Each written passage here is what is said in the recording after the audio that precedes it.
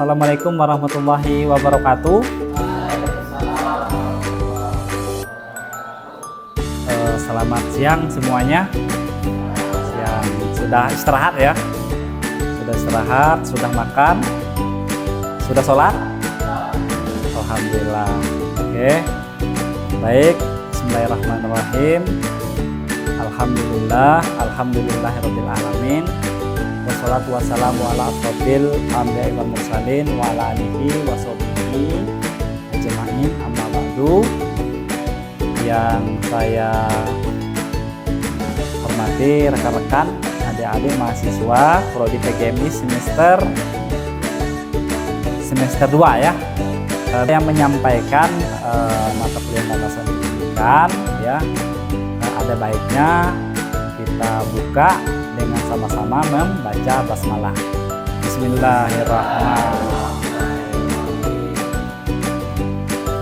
Sakit apa? Sakit gigi ya, bukan sakit hati. Sakit gigi. Solihin. Badiuzaman. Ada yang tidak dipanggil namanya? Sudah ya? Oke, baik.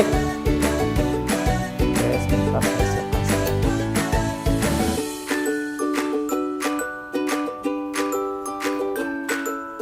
Kira-kira di situ kelihatan tidak PowerPoint-nya? Hah?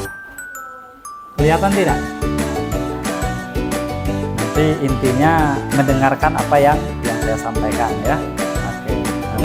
Jadi capaian pembelajaran yang diharapkan itu yang pertama yaitu adalah menghargai keanekaragaman budaya, pandangan agama, dan kepercayaan serta pendapat atau temuan orisinalitas orang lain.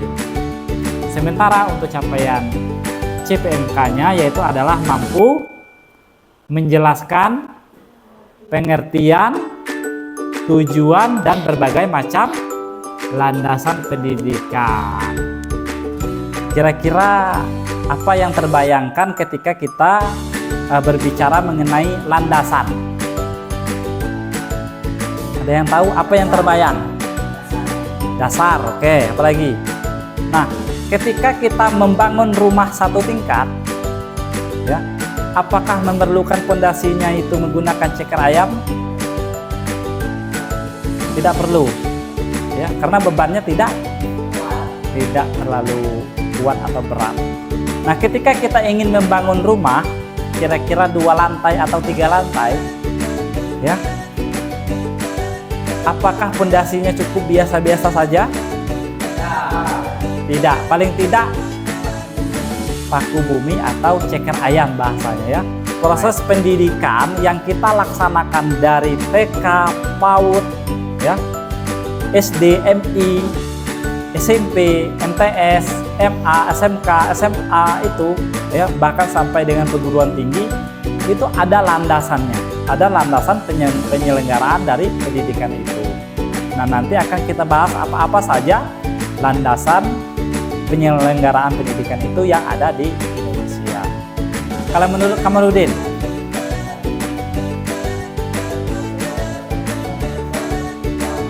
dasar atau tumpuan?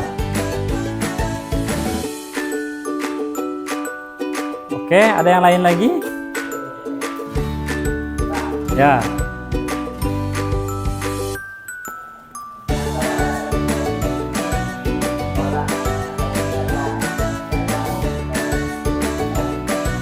Oke, dalam konteks pendidikan. Nah, jadi ya,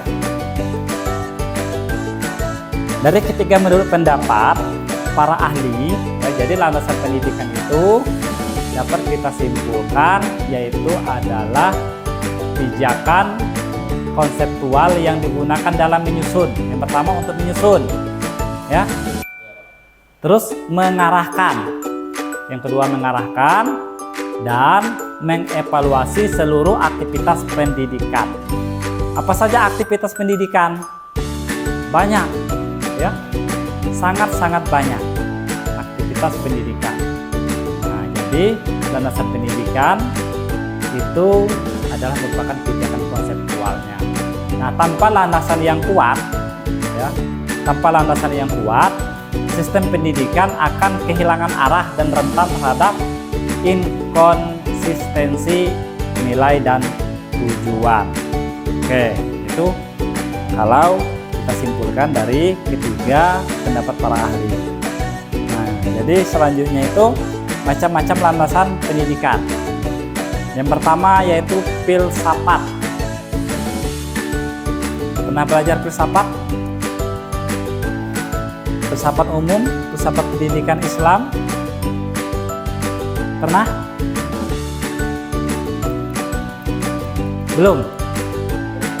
Belum ya? Oke, nanti akan ketemu. Nanti akan kita bahas pada slide berikutnya. Berikutnya itu adalah psikologi. Sudah pernah belajar psikologi? Oke, psikologi itu apa?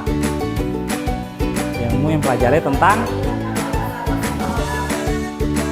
tingkah laku seseorang. Nah, kira-kira seseorangnya itu siapa kalau di dalam dunia pendidikan?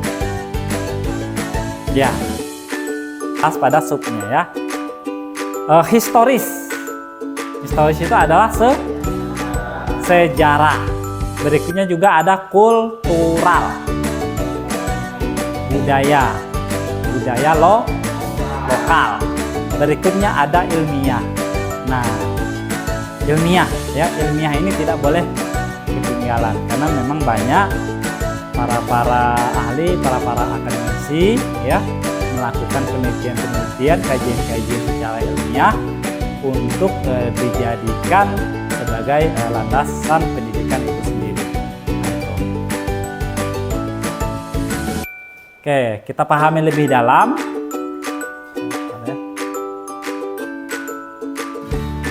Kita pahami lebih dalam. Nah, ini landasan historis.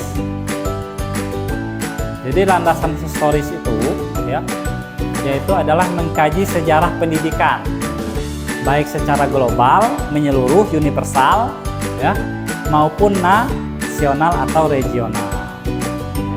Sejarah memberikan wawasan tentang evolusi sistem pendidikan, tokoh-tokoh penting dan peristiwa yang mempengaruhi perkembangan pendidikan saat ini atau pendidikan kontemporer.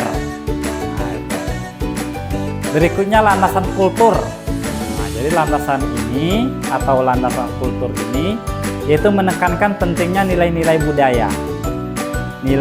budaya lokal dalam pendidikan. Seperti yang saya sampaikan tadi bahwa kita dulu pernah belajar mata pelajaran mulok. Ya, mulok itu adalah muatan lokal. Apa saja? Masih ingat tidak apa saja yang diajarkan pada mata pelajaran mulok itu? Kesenian. Apalagi? Ada tidak seperti menari, masak? Apalagi? Budaya, ya, ada istiadat dan lain-lain sebagainya menyesuaikan dengan konteks lokal. Nah, itu. Selanjutnya pendidikan harus memperhatikan dan menginternalisasi budaya masyarakat sekitar agar tidak tercerabut dari akar identitasnya. Jadi yang namanya budaya lokal itu patut kita jaga, patut kita hargai. Ya, walaupun budaya kita berbeda, karena kita memiliki suku yang berbeda, agama yang berbeda, tetapi dalam bingkai kebinekaan atau moderasi beragama itu wajib kita, artinya kita saling menghargai. Nah, contoh integrasi nilai adat dalam pendidikan multikultural.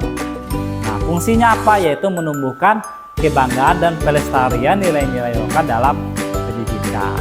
Selanjutnya landasan ilmiah. Landasan ilmiah adalah hasil dari kajian ilmiah.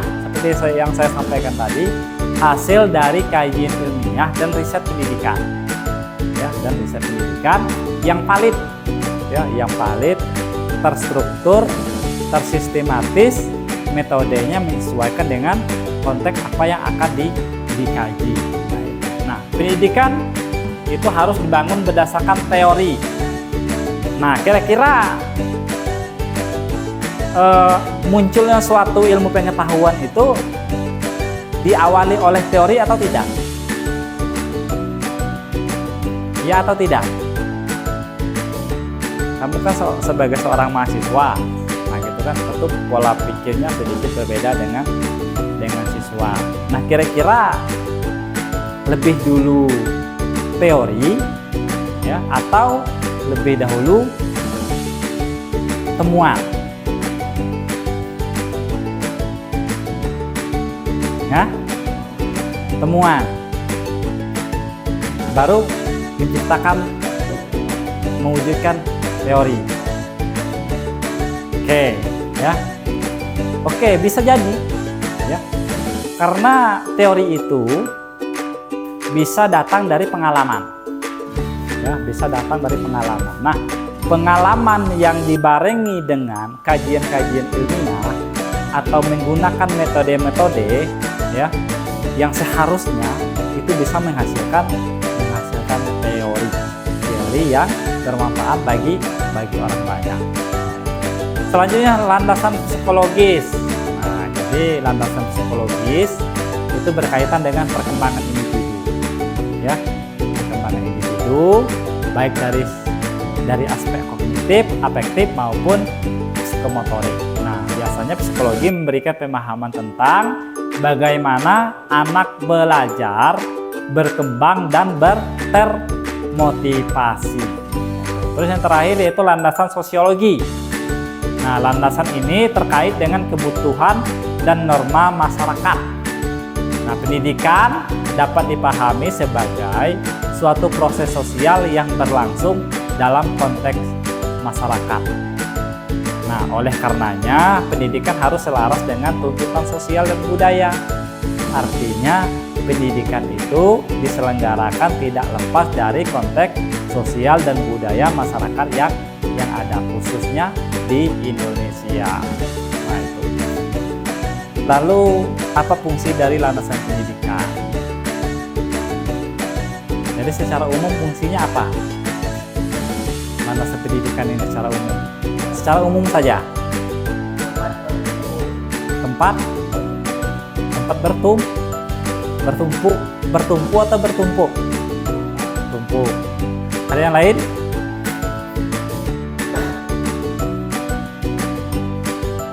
Oke, coba kita lihat. Nah, jadi secara umum, ya, secara umum fungsi dari adanya landasan pendidikan adalah sebagai kompas sebenarnya sih. Kompas itu fungsinya apa? Memberi arah yang jelas, ya, memberi arah yang jelas dalam proses pendidikan, agar setiap aktivitas pendidikan memiliki pijakan nilai, filosofi dan tujuan yang terarah. Berikutnya, menjamin konsistensi antara teori dan praktek pendidikan.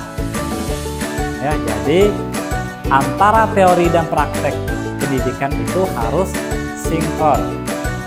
Ya, harus sinkron, konsisten.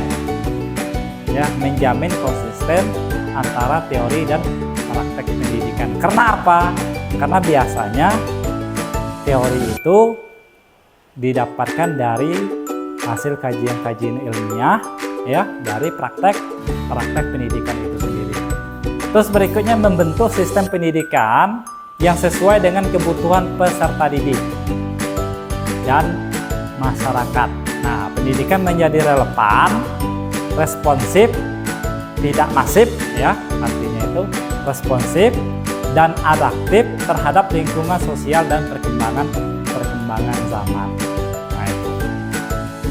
Terus berikutnya, mendukung perumusan kebijakan pendidikan nasional dan menjadi dasar pemikiran dalam menyusun undang-undang, ya, menyusun undang-undang termasuk kurikulum, ya, dan standar pendidikan yang ada di Indonesia.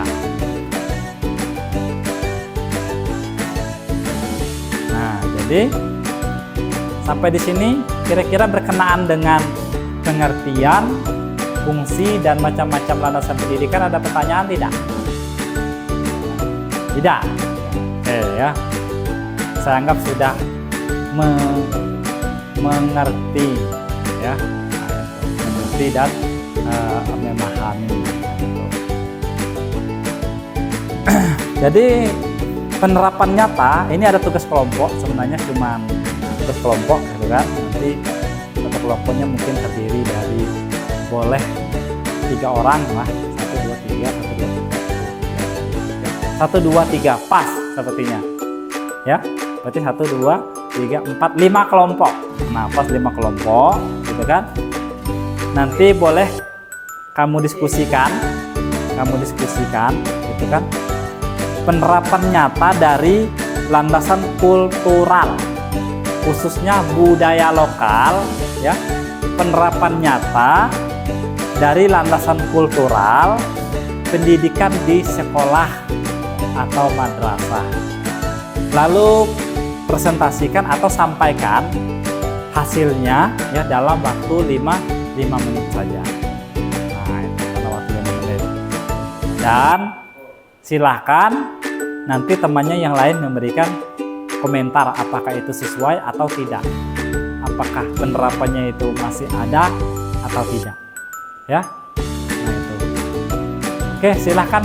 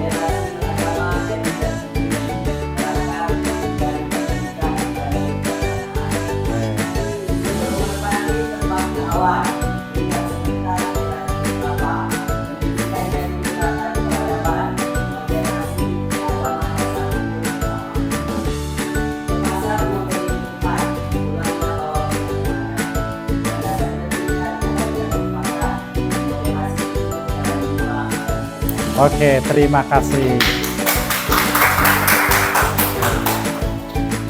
Baik, bertemu minggu depan insya Allah. Akhirul kalam. Wassalamualaikum warahmatullahi wabarakatuh.